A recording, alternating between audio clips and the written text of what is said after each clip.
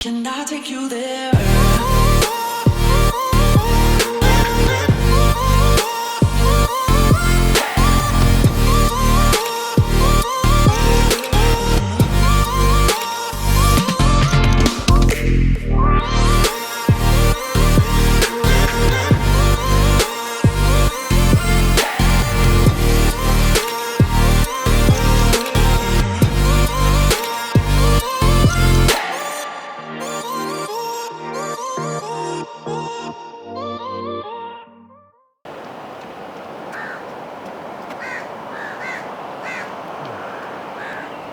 Another day in Singapore. We're going to be starting off today by walking around the bay here. Going to Marina Bay Sands and Gardens by the Bay and stuff until we get too hot and have to go back to the hotel. It is warm here. Because it's so close to the equator, it's only about 1 degree north of the equator. It's about 30 plus degrees every day, dropping to about 25 at night Celsius, and very humid as well, so it's definitely a hot destination. Pretty hard to come to after winter in Canada to come straight to here. First impressions of this country, it's beautiful. Singapore, by the way, is a very small country. It used to be part of Malaysia, but separated in 1965 and is its own independent country now. One of the richest countries in the world. And population is about 6 million, but it only feels like about half that size. It's basically a country, city, island, state, all in one. So it's not that big at all. Very prosperous country, very rich country, largely due, I think, to shipping, because it's right at the busiest shipping channel in the world.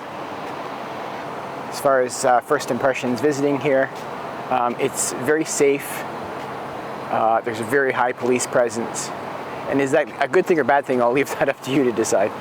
Coming here, we're supposed to fill out an electronic form prior to arrival, which we didn't do. We had to do it when we arrived. Everybody else was doing the same thing. But they took our picture, they took our fingerprints, and then just traveling around the city, there are cameras everywhere. You're under constant surveillance. Police everywhere. And it is virtually a crime-free country. It is that way partly because the people are prosperous, I think, but also because the laws are extremely strict and enforcement is very high. If you come here, you want to behave yourself. Chewing gum, you may have heard, is illegal here. Bringing chewing gum into the country or chewing gum would land you in jail. It's not just a fine. Things like jaywalking, littering, illegal everywhere, of course, but minor fines if you are caught doing it. It's jail here. You don't want to do that. Bringing in an illegal drug into the country, you could be put to death. So people tend to behave themselves here. At home, you know, if you're on a street and there's nobody around, you might walk across the street. Here you push the button and you wait for the walk sign.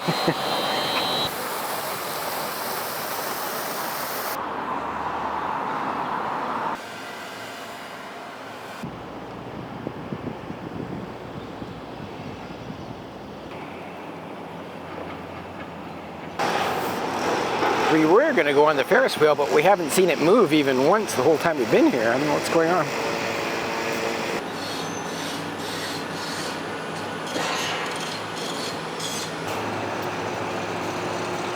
So this is the famous Helix Bridge, meant to represent a molecule of DNA, complete with the base pairs, you can see here, going over to the Marina Bay Sands.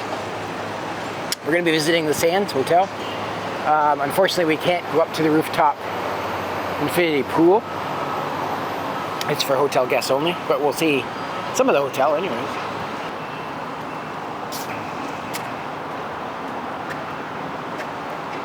Can't remember what this building is. Some sort of an art installation. It's a museum. It's a museum? Yeah, you can read it backwards. It's some museum. We have to get closer to it. Oh, I see. I know it's lit up at night, but...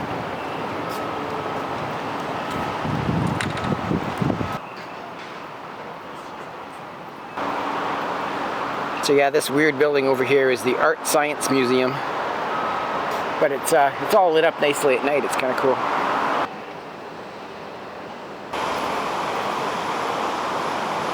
This is the horror. Wanda going into shop. I'll be glad to see the air conditioning anyways. Pretty impressive shopping mall. This is the hotel. I know that.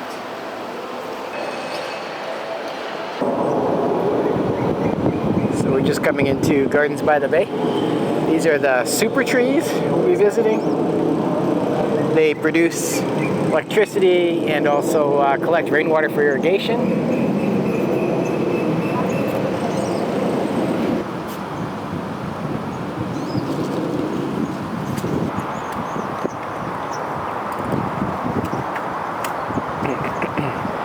The top of the Marina Bay Sands is supposed to resemble a boat suspended on the three towers.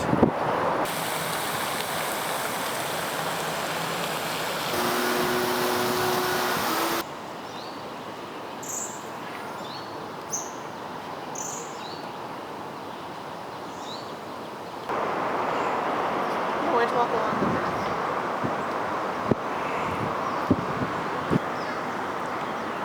So we're just getting up into one of the super trees.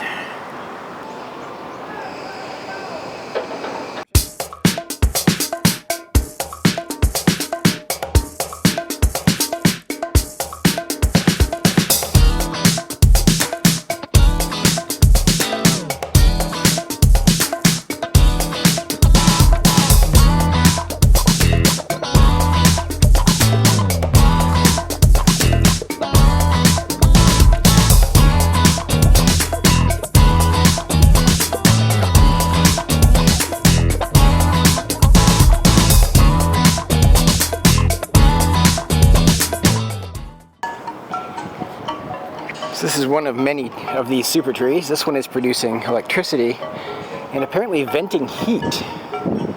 Some of them I know collect rainwater for the irrigation.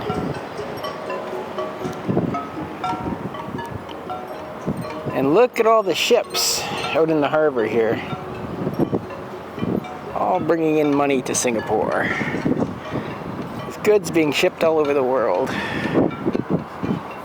Hey, there's my Amazon package over there. And there's Wanda nervously holding on to the guardrail.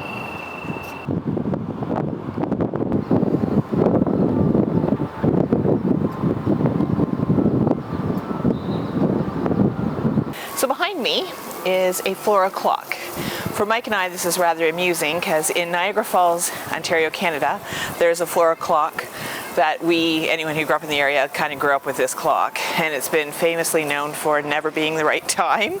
So we're kind of impressed to see one here that is showing the correct time.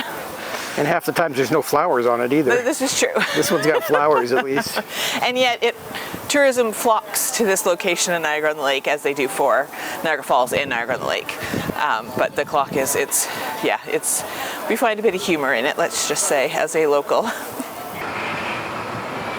We got a whole Noah's Ark thing going on here.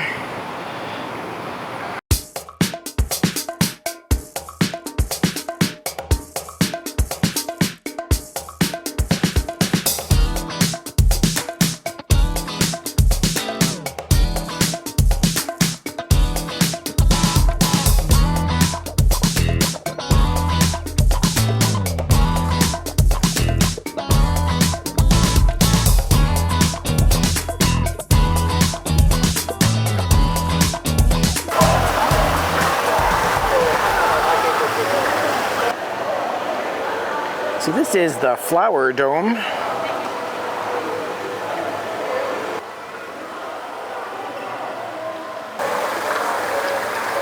You see all kinds of weird things in Asia, but guys playing around with dolls and photographing them is pretty bizarre. Like, why? Why are you carrying a doll around with you?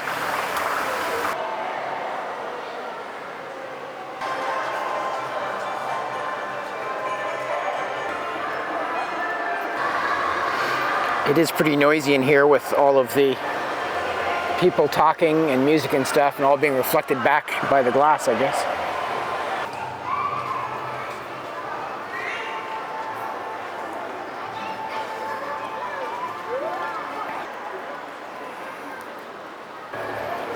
This was the star of the show for Wanda, Winnie the Pooh.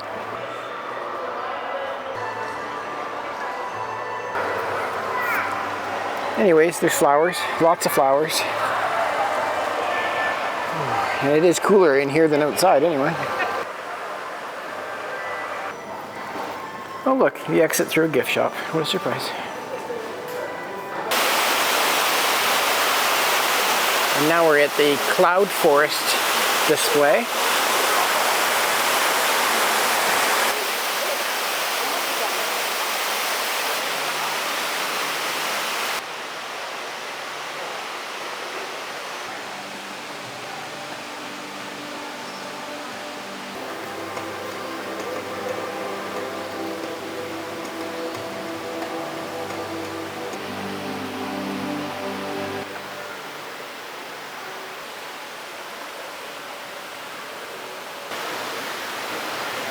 Real llamas would be better. It's pretty cool rainforest though. Cloud forest, I guess.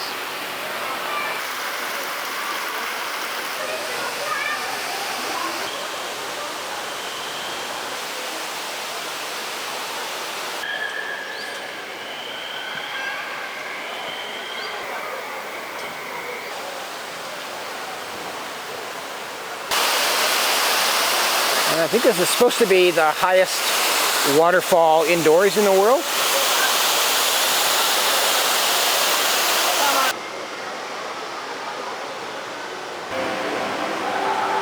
This is supposed to be Machu Picchu, if you don't want to go all the way to Peru.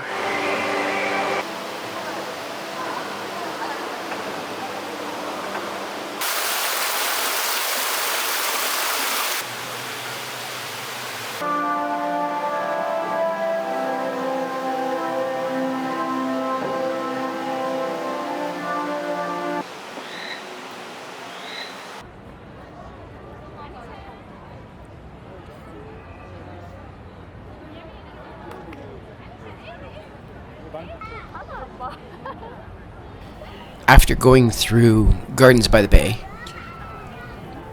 and spending too much time walking around outside, we were pretty much dead.